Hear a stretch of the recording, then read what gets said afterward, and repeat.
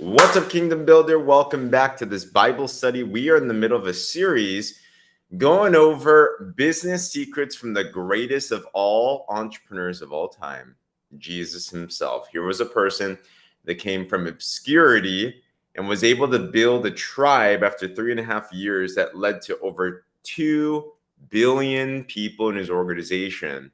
So there's some pretty cool secrets you can gather from that. And if you missed any of the previous sections, subscribe to my YouTube, to my podcast, so you can catch that and a lot more as well too.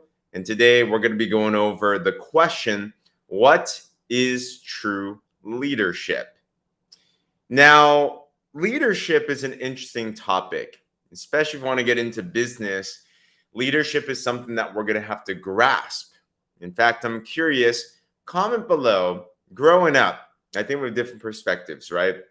Some of us, we knew we were leaders. You were the influencer.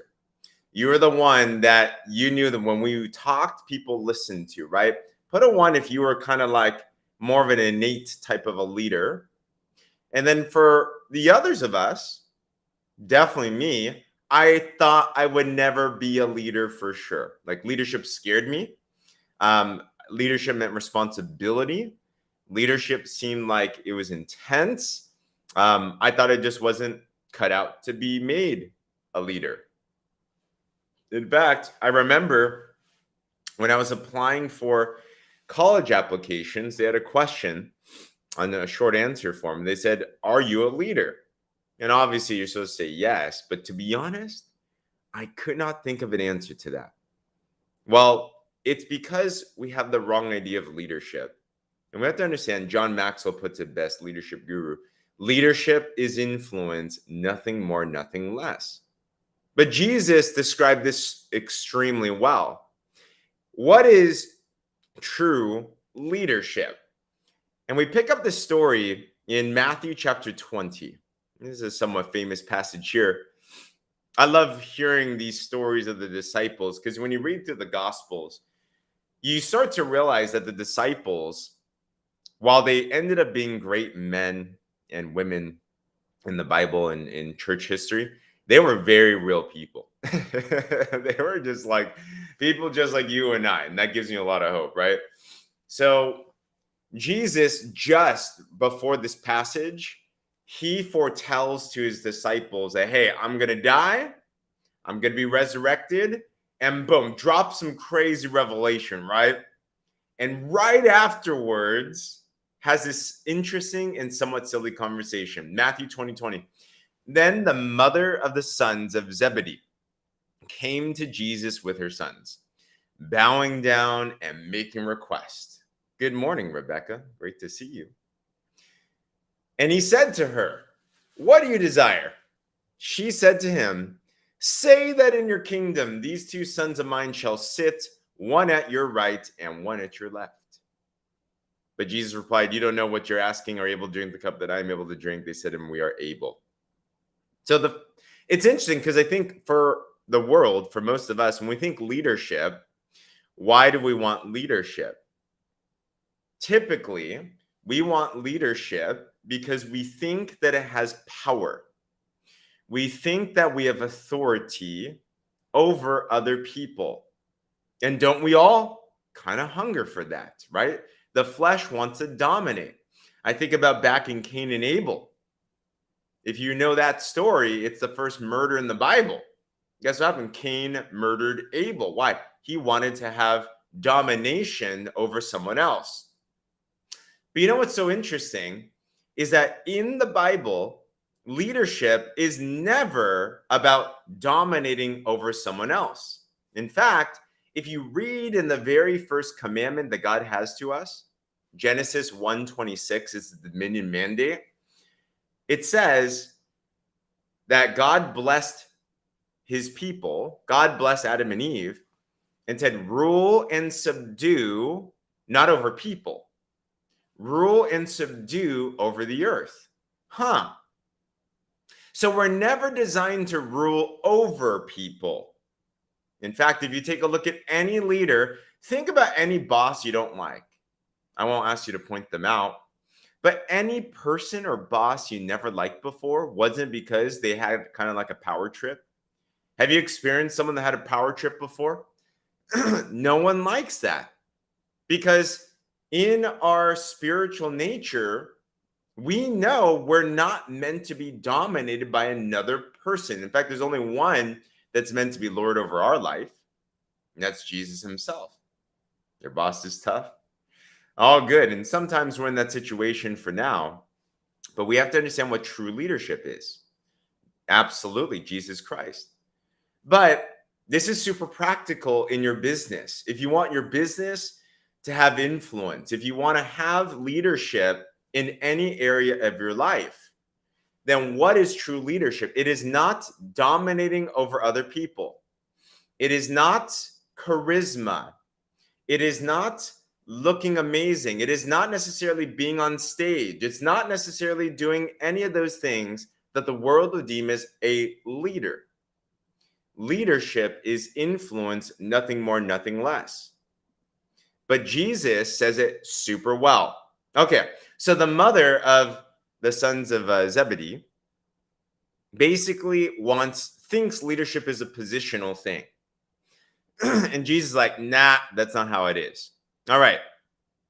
So, and you see what happens. What happens when we try to assert this type of leadership? You can say that this is leading by intimidation rather than inspiration.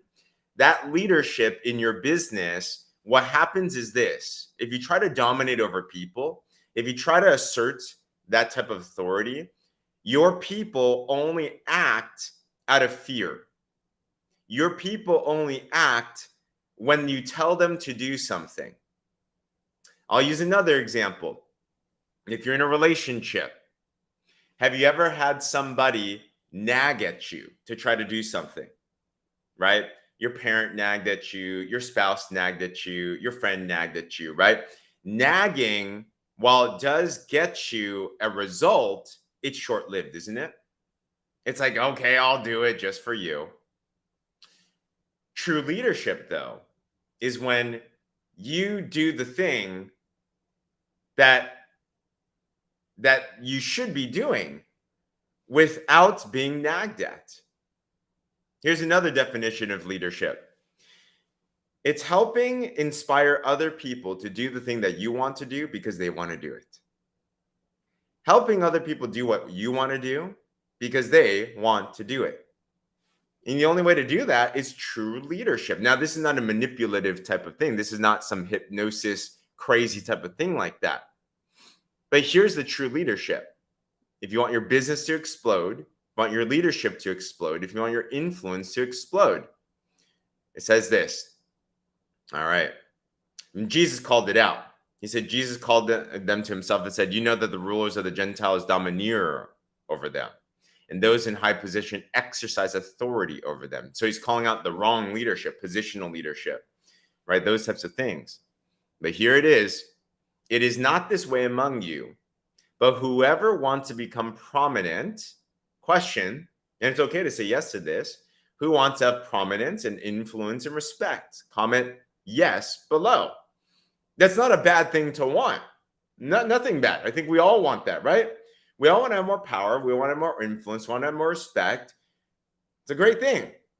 But here's the reverse influence of the kingdom of God. And it works very well in business. Whoever wants to become prominent among you shall be your servant. Huh. Interesting. Leadership is not a position.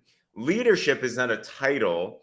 Leadership is not asserting authority. Leadership is service. And whoever desires to be first among you shall be your slave. And he uses an analogy here. You know why Jesus was a great leader? He led by example, and then he taught other people what to do. In your business, do you lead by example? Do you showcase what people should do? And then do you teach? Do you serve others to do that same thing? Just as the Son of Man did not come to be served, but to serve, and to give his life as a ransom for many. Kingdom builder. If you want to have true leadership, then the reality is leadership, you have to go up You have to give up to go up. My friend here has a question. Why are evil people considered influential? That's false. That's temporary influence. Think about, I'll use another analogy here. Hitler was a person of influence. And during the time that he was there, yes, he commanded an army and he had quite a fearsome power. But then he passed away, and guess what? He has zero influence. In fact, he has opposite influence now. You hear the word Hitler, you're like, ugh, let me get away from that. The worldly influence, the worldly leadership of domination over other people, leading out of fear, leading out of intimidation, is short-lived. But we're talking about Jesus as the greatest example of an entrepreneur. I'm not you, but what kind of a business, what kind of influence would you want to have? Would you want an influence and a legacy which only lives while you're living?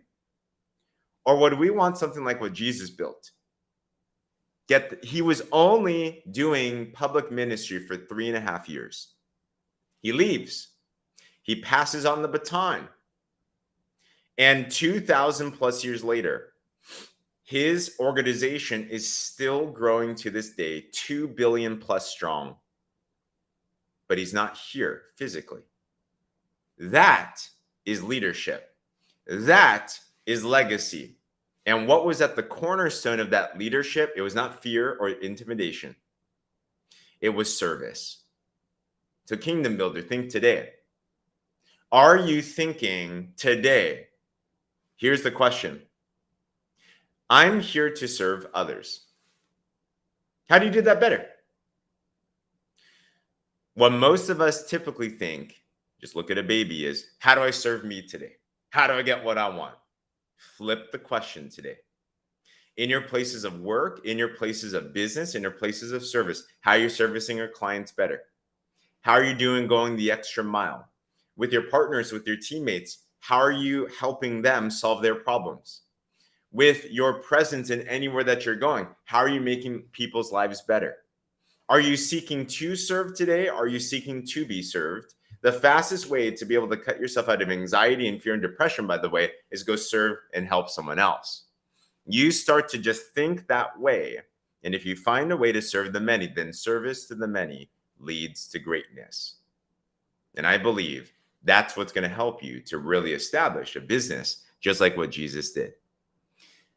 So I wonder, Kingdom Builder, what inspired you today?